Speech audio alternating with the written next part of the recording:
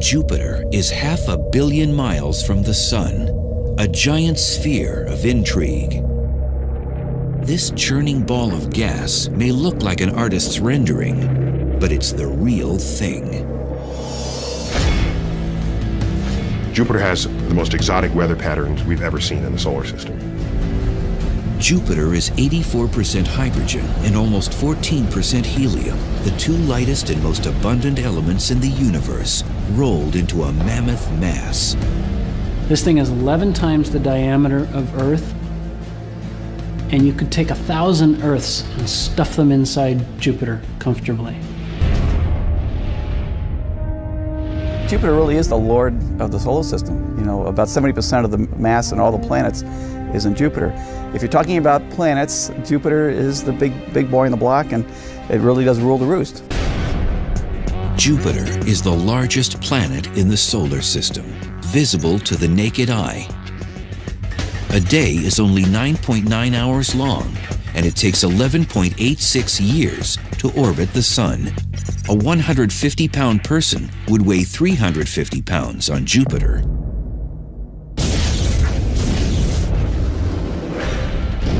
There are thunderclouds made of ammonia, sulfur, and water. Exploring Jupiter would be NASA's most daring mission to date. It's a hostile place with temperature extremes from frigid to fiery. Its electromagnetic radiation is intense. It could kill a traveler to the planet in an instant. We would need heavy lead protection, and that's very difficult to lift off the ground. So we have some difficult engineering challenges to actually bring human beings to the planet Jupiter. A landing on Jupiter is not going to happen. Jupiter itself is a very gassy planet. It's made of gas, so you would not have a solid surface on which to land and walk around. You would just keep descending through the clouds and then be eventually crushed by the pressure of Jupiter's atmosphere that make a human trip to Jupiter quite a challenge. But what if we could go there? Dr. Andrew Ingersoll is an authority on the planet. He takes us for a ride. You need a special kind of balloon because Jupiter's atmosphere is hydrogen. Hydrogen is the lightest gas. A helium balloon would sink. So the only thing that'll float in a cold hydrogen atmosphere is hot hydrogen. And so you need a hot air hydrogen balloon. For the past 10 years, NASA has been developing ultra-long duration balloons for robotic exploration. And as we all know, heating hydrogen is a tricky thing.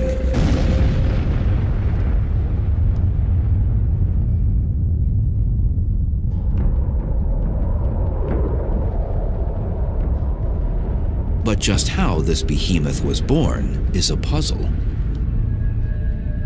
The formation of Jupiter is the greatest mystery associated with the planet.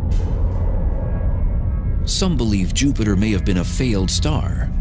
Like the Sun, it had the right ingredients, hydrogen and helium, but not enough mass to create the internal pressure and temperature necessary to have nuclear fusion. So it became a planet instead.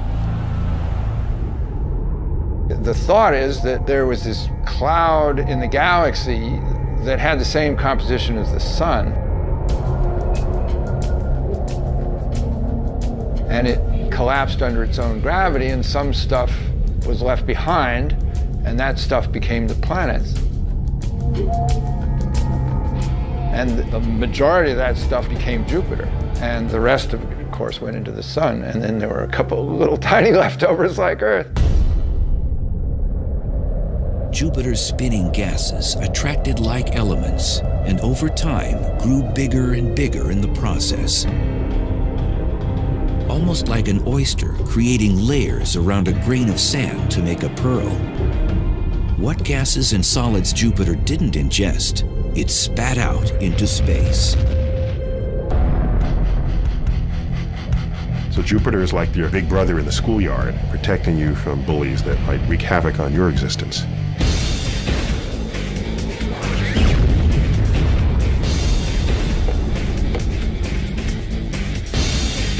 I tend to think of it as more of the cosmic frisbee guy.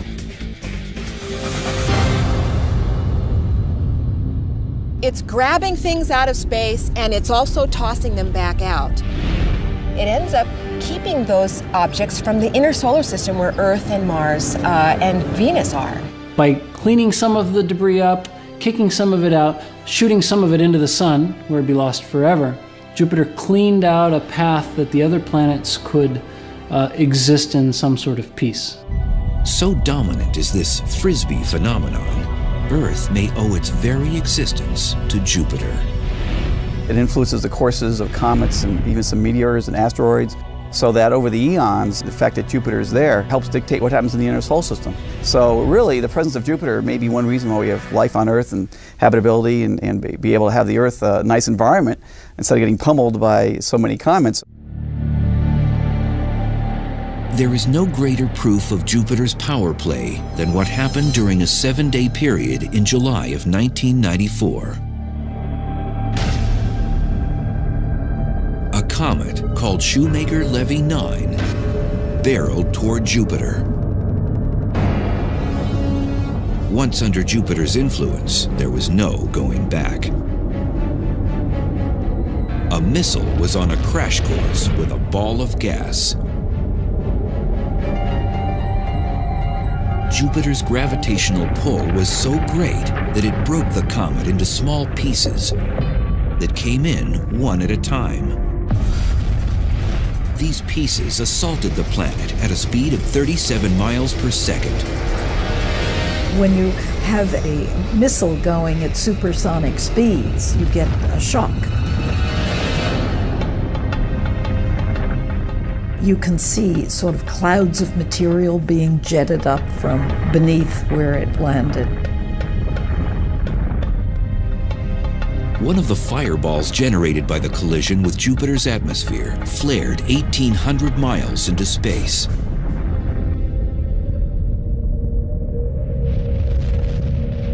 Had Earth been in the projectile's sights, the effects of such a smash-up would have been catastrophic, to say the least. Similar to the event that wiped out the dinosaurs. The energies that were released in those fragments hitting was larger than, on the order of 10 or 20 times more powerful than the entire world arsenal of bombs. Take Jupiter out of the picture, bring this giant comet into the inner solar system. Where would it have gone? We have no idea. Might have crashed into Earth. If that comet had crashed into Earth, things would be a lot different around here.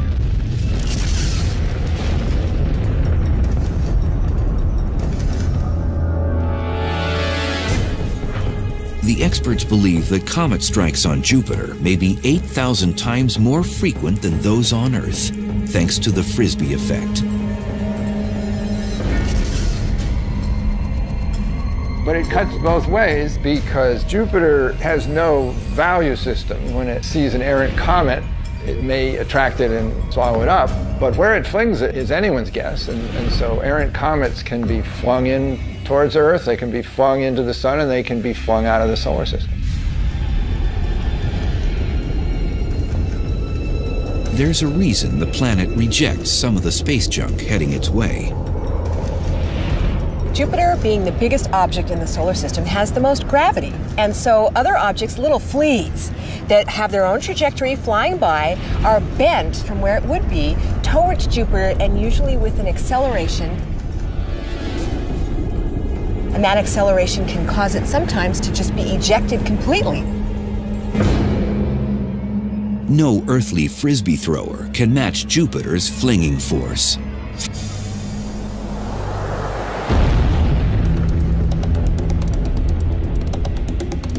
It is much faster than any bullet ever known. It rejects things at a rate of 30 miles per second.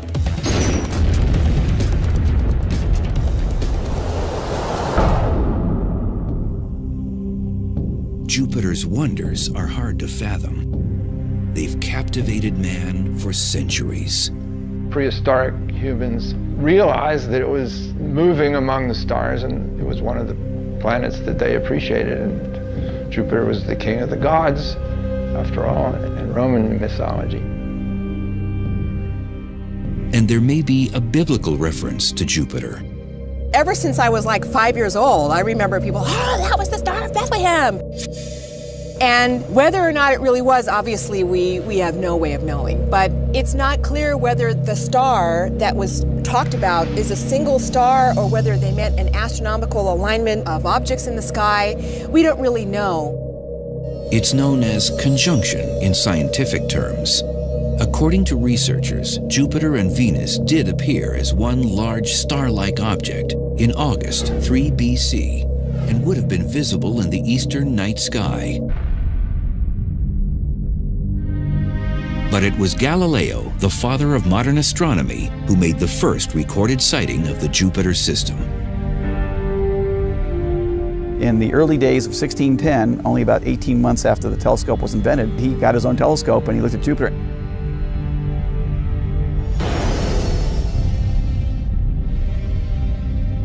In 1665, Jupiter's most fascinating feature was discovered. Its giant red eye was actually the eye of an enormous storm, unlike any experienced on Earth. This one has raged for at least 300 years.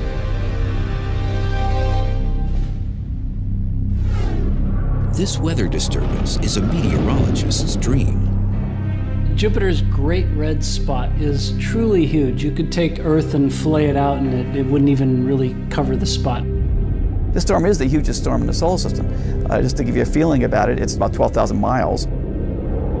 And the Earth is only 8,000 miles wide. And the winds blow quite fast around the edge, but it's calm in the center.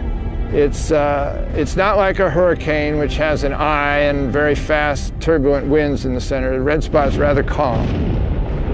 If you were in a balloon, it might be a pleasant ride, as long as you avoided the small-scale stuff like the thunderstorms and the turbulent places. Even though you'd be going very fast, it might be quite calm. Fast as in 350 miles an hour. The fastest wind ever recorded here on Earth was 231 miles an hour. But is it an Earth-like storm? It's a giant collection of clouds roiling around, lightning going on. So we can only model and imagine what kind of precipitation, but condensation in the form of condensed vapor of various gases. This famous red spot is a high-pressure system that can take 10 days to complete a rotation. It's really a backwards hurricane. It's called an anticyclone. That's the name for it. So it goes backwards from the direction of a typical hurricane.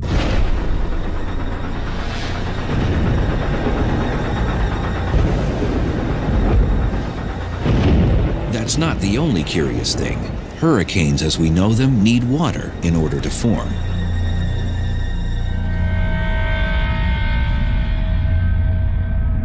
There's no water engine in the red spot. This never-ending weather system is feeding on something else. But what?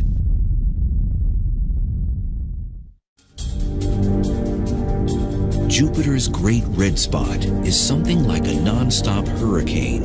It's a colossal storm, complete with violent wind and lightning. Storm chasers would love to go running after it. Dr. Tim Dowling of the University of Louisville is in the hunt for similar phenomena here on Earth.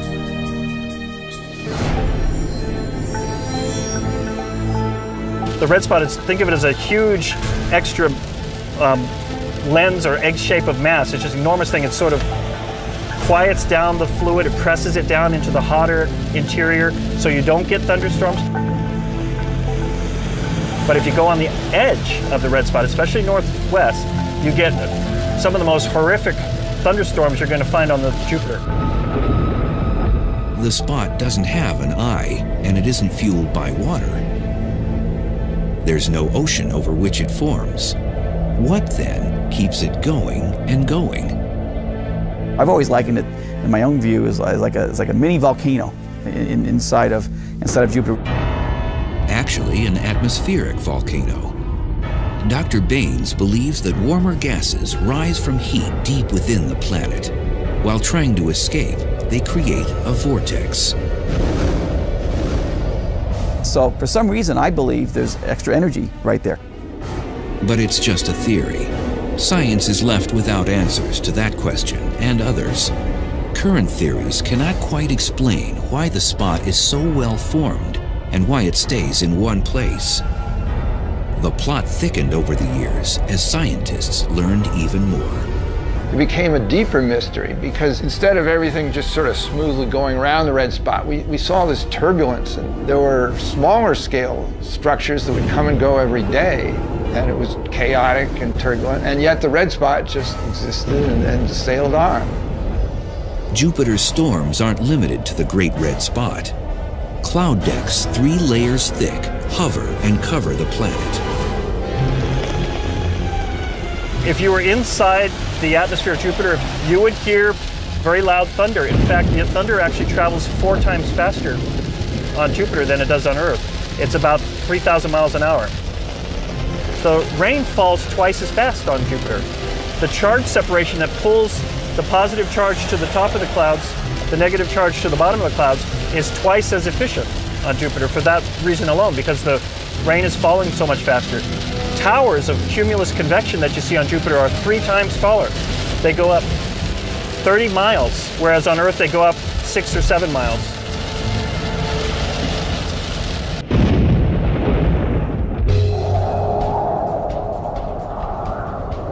It would be impossible to survive within the Great Red Spot with its 350-mile-an-hour winds. By comparison, Hurricane Wilma, which had the highest recorded winds of any earthly storm, slammed into the Yucatan Peninsula in 2005 with barely a breath. 175-mile-an-hour blasts. Our weather is simple. Jupiter's is complex. Now on Jupiter, you just basically have one storm system sort of stacked on another, with lots and lots of room. Basically, these are the storms in their natural state. These storms move relentlessly within Jupiter's other distinct feature, streams of fierce jets that continually circle the planet. Scientists are only beginning to understand what they are and where they come from. There's a massive eastward flow of material, and that means material's flowing more than 1.5 football fields per second. That's really moving. You don't want to be in that. 29 other belts and zones of varying widths extend outward from there. They are what give Jupiter its characteristic appearance. They move in alternating directions, some eastward, some westward. They're much smaller scale, the high latitude jets, than the equatorial one. As far as in comparison to Earth, these are massive, super fast, high-speed winds, and yet they're just going back and forth. The planet's rotation rate has something to do with it. Jupiter generates a lot of energy because it really moves. So the very nature of the spinning causes Jupiter to not just have one jet stream, but many jet streams going in opposite directions along the planet. And so you can see these zones. So what you have is an exaggerated version of Earth's basic weather pattern. The spectacular swirls are created in surface clouds where the zones meet. It's believed that the energy ultimately powering this belt phenomenon comes from intense heat deep within. It's not unlike something we see every day. You boil a pot of water on the stove, it'll start bubbling, and bubbles come up from the bottom and try to get out, trying to circulate that water, that currents around. So it's the same thing inside Jupiter. We have gases and liquids down there that are trying to get the heat out. There are basic questions, basic pieces of physics to go after, to explain. Massive jets Shouldn't we be able to explain that? Earth has just one primary jet stream. It moves eastward, and another major flow that blows westward, the trade winds. Triple that power, and you've got the jet streams of Jupiter. Totally different from Earth. And yet, I should be careful. Not totally different from Earth, just Earth on steroids. And you ask yourself, wow, if I understood what's going on Jupiter, Earth would be just a piece of cake.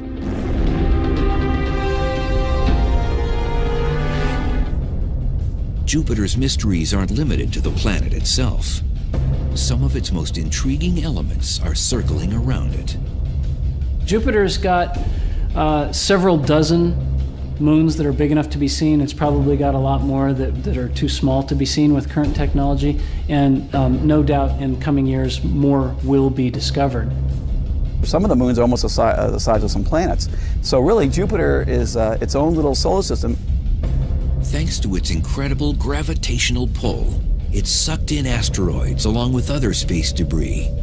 For the most part, there is order, but there are some erratic moons in orbit around Jupiter. It's managed chaos. You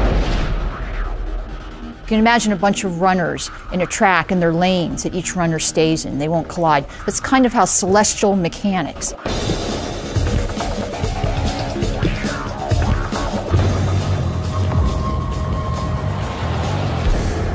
Each moon holds its own fascination. 4 of Jupiter's prominent moons were discovered by Galileo. He first observed that they revolved around the planet. They are named for Jupiter, the god's lovers.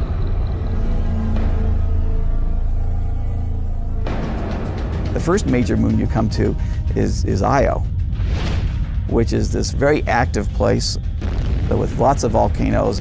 It's almost all the time going off. Shooting out magma 200 miles into space. Io is a wonder, pockmarked with over 100 volcanoes, some the size of California, which seem to turn themselves on and off. Ganymede is the largest moon in our solar system, 5 times the size of Earth's moon. Callisto is the most heavily cratered. It has clearly taken a beating in its lifetime. Then there's Europa, the ice queen to Jupiter's king. No one knows its makeup for sure. It looks like a cracked egg. It really looks like the whole thing had liquid water on it at some time. It froze and it cracked. And we believe that these patterns are due to tidal forces that crack it. As alien as Europa seems, it is smooth and glassy in some spots, hilly in others. In fact, it is remarkably similar to one of Earth's frozen wonderlands. There is a lake in Antarctica called Lake Vostok that scientists think is an analogy to what we see in Europa. Antarctica has a huge thick ice crust, and underneath there is this liquid lake, and we think that this may be very similar to the water ice underneath the surface that we see on Europa. You go down through that crust, you go through the ice enough, you'll get liquid water, and we are very convinced that there's liquid water down there. It's the only place that we know of besides the Earth which has liquid water in large bodies that have been there, we believe, for more than 1 million or 2 million years. And where there's water, could there be life?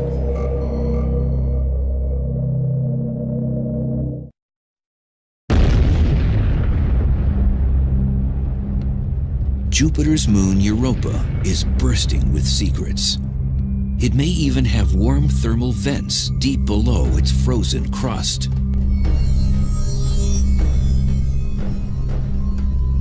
In fact, an immense ocean, bigger than the Pacific Ocean, worth of liquid water down there that's just sitting there for things to happen to.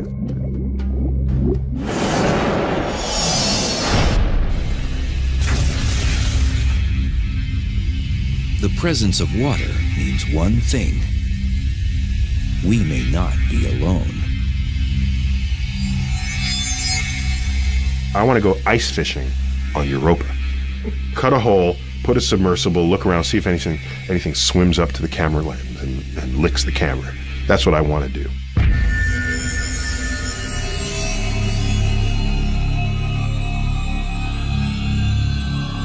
One scientist is planning just such a fishing trip.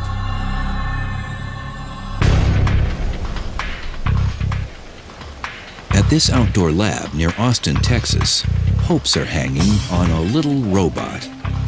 This is designed for exploration in unknown territory, completely unknown territory, and the search for biological life. It's a Deep Phreatic Thermal Explorer, or Depth-X for short. Its proving ground right now is a local quarry. And there are big plans for its future. If everything went according to plan, you would launch around 2016. It would be at Europa by 2018, and by 2019, for certain, we know whether there's life off Earth. That's the game. Depth-X is the brainchild of engineer Bill Stone. He and a team of scientists have staked their reputations on it. They've spent 6 years developing the concept and building the prototype. It's part of an ambitious project that would see it carried into space, sent through 6 miles of ice, and into Europa's ocean.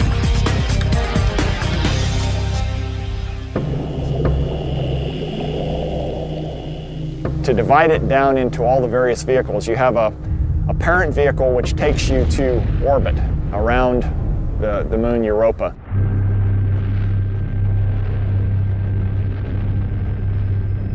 There will be a lander.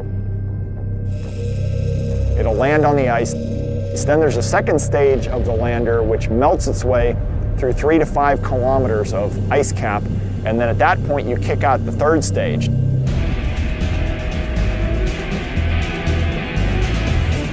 We need a fast-moving device that would be sort of torpedo-shaped, most likely nuclear-propelled, and that would drive for thousands of kilometers around the central ocean of Europa.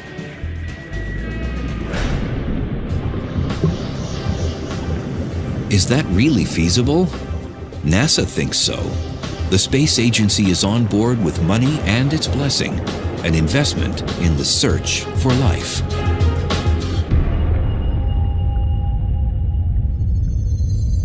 If life exists on Jupiter's moon Europa, could it walk, talk, or fly?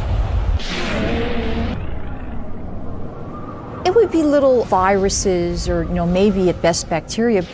We would expect only to see primitive life forms, but they might be similar to things that we see on the Earth, but we just don't know.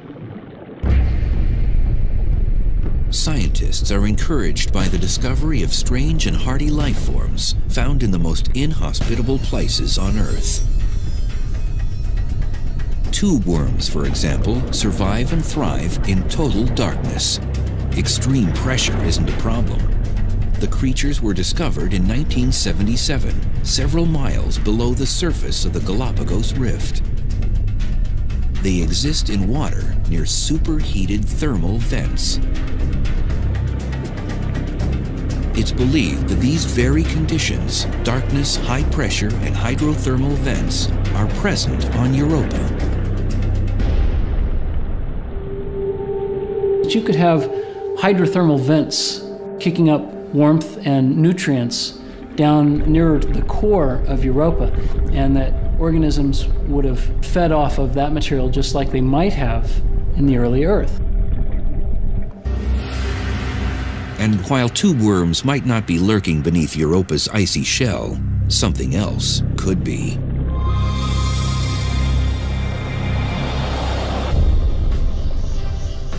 It's microbial life is the bulk of life on Earth. We expect that branches of that type of life will exist on Europa, just simply because water is the key feature. Finding it consumes scientist Bill Stone. His Depth-X may answer a question that excites seekers of knowledge. Can we have the robot behavior look for signs of life and then try to collect a sample based on what it's sensing? Stone's baby is in its infancy. At the same time, it is futuristic and advanced.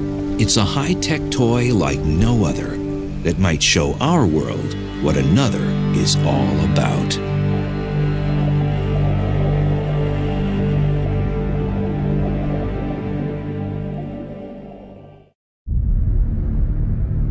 Our first contact with extraterrestrial life may be on Jupiter's moon, Europa.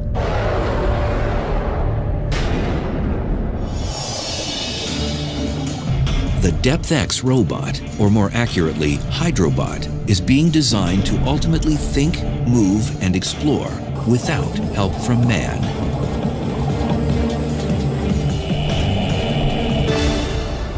And that is all to be done by the robot itself. We're not going to be guiding it to do that.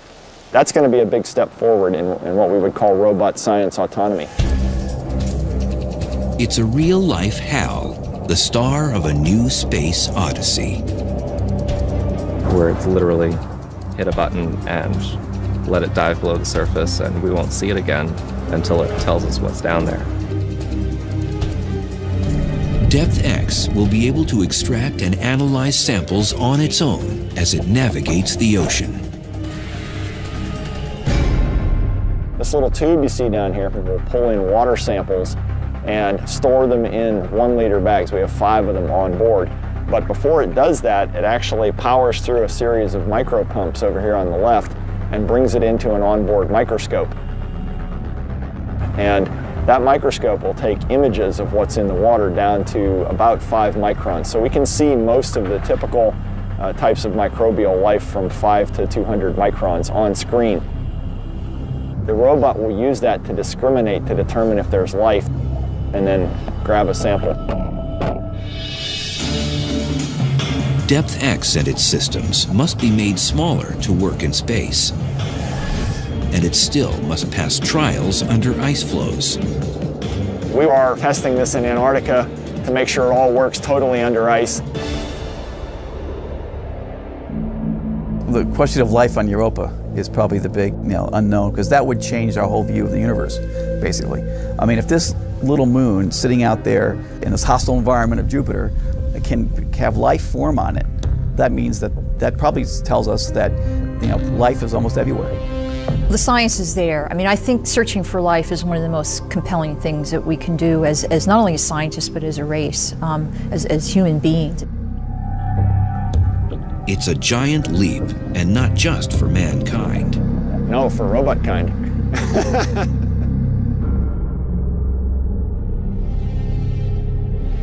Of all Jupiter's imposing features, none is more impressive than the one you cannot see. It's bigger by far than the Great Red Spot, more dynamic than the bands of jet streams, and as lethal as any killer known to man. You have one of the most powerful radiation environments in the solar system, aside from the sun. The magnetic field of Jupiter is the largest entity, I believe, in the solar system. It is a bubble 450 million miles long, buzzing with electrically charged particles. It's Jupiter's magnetosphere.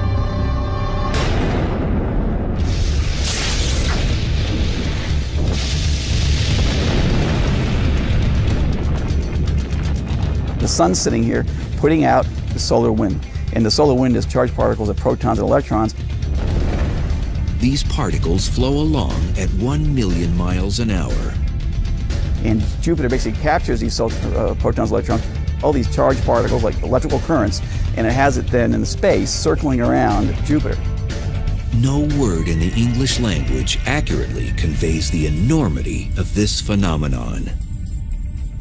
The magnetosphere of Jupiter is the biggest object in the solar system. It's a lot bigger than the sun.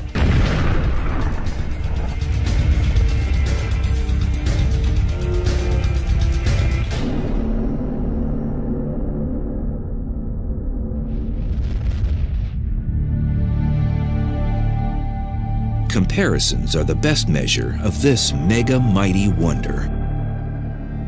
If it were visible in the night sky, it would be many, many times bigger than the moon. It's enormous, even though it's 5 times as far away from Earth as the sun is. it still would look immense in the night sky.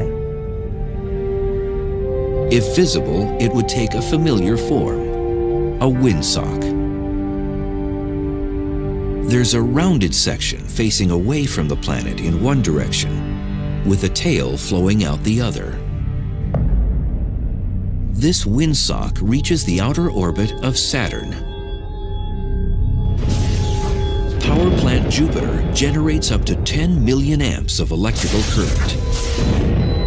The biggest planet in the solar system can conduct electricity all the way through it and around it.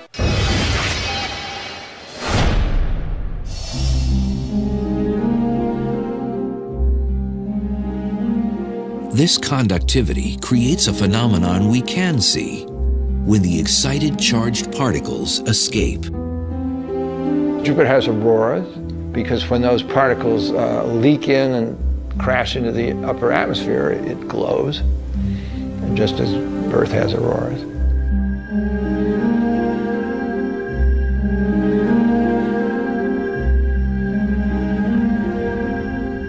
These ghostly auroras are 1,000 times more powerful than Earth's northern and southern lights.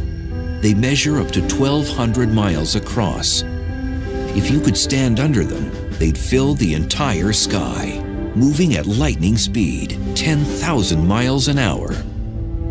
Jupiter's magnetic field is a monster, and it roars. In fact, it's speaking to us right now.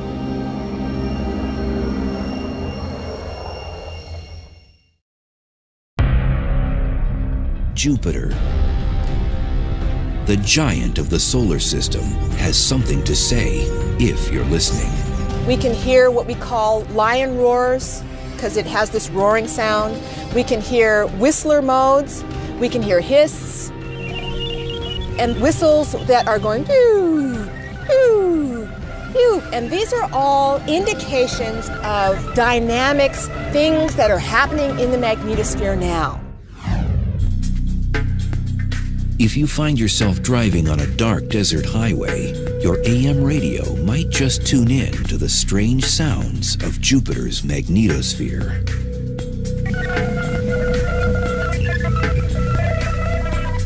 The bursts are as short as a few seconds and as long as a couple of minutes.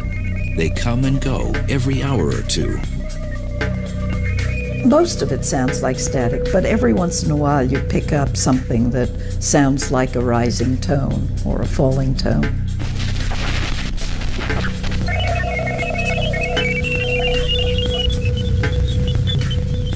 Some listeners have described audio spasms that sound like woodpeckers or waves crashing on the beach. The noise is disturbing.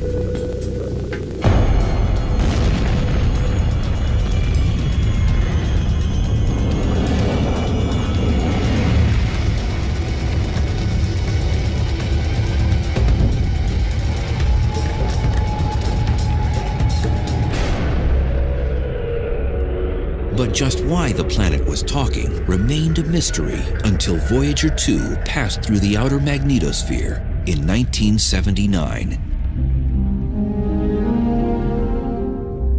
Nobody really understood for a long time how those signals were generated. So that was one of the things that was on my mind when I got interested in Jupiter. What in the world was going on with these radio emissions?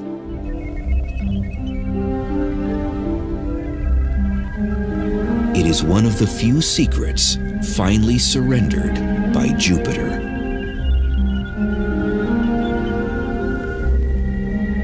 And that answered some questions, but it raised new ones. And I think that's the way it should be. If you don't have questions, it gets kind of boring and dull. So I think that the fact that the planets don't give up their secrets easily, or the universe doesn't, that's part of the game. It's what makes it interesting. Jupiter keeps astounding and confounding scientists. One surprise came in 1979 when it was discovered that Jupiter has a ring. It's nothing on the order of Saturn's. Still, it's another feature that fascinates. All of the giant planets have rings, probably left over from when the planets formed. And the moons coagulated out of the gas that was there, and then it could be a failed moon. So Jupiter's ring comes from material being knocked off of one of the interior moons. So it's dust that's collected from material that's coming in from outside moons. The ring is slowly growing as new material flows into it. And there's a whole other side to the planet that remains a mystery. Why do these storm spots keep forming? There's the dark spot, for example. Glimpses of it were first spied in 1997. It appeared to be a huge, ominous cloud, twice the size of Earth, hovering above Jupiter's North Pole. There's a host of other spots, too. There are other sort of smaller cousins that have come and gone. There were 3 ovals about half or a third the size of the red spot. And they sort of occupied the same latitude band in the southern hemisphere. And they'd been around since the 1930s. And amateur astronomers saw them form. And they were around till the late 90s. And 2 of them merged with each other. And then the remaining 2 merged, and now there's 1. And it keeps transforming. It turned red about 6 months ago, and now we're calling it the little red spot because it turned color. Now, why did it turn color is a big question. So there's chemistry going on, or some type of extra dynamics that's going on that just kicked in, and we need to start studying that.